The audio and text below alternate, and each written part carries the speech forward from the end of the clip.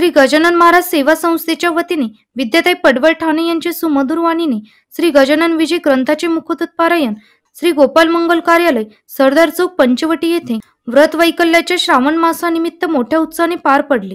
या पारायणासाठी शहरातील श्रींचे भक्त, समाजातील ज्येष्ठ नागरिक, अबालवृद्ध व विशेष करून महिला भक्त उपस्थित होते। समिती आहे त्यांनी हा कार्यक्रम आयोजित केलेला आहे, पण अतिशय सुंदर आयोजन असतं त्यांचं दरवर्षी। गेल्या वर्षी पण मी इथेच गोपाल भवन कार्यालयात केलेला होता त्यांनी, तेव्हा मी आलेले होते। पण खूप छान आयोजन करतात आणि विशेष म्हणजे मला इथे भक्तांची संख्या पण नेहमीच खूप जास्त आढळते।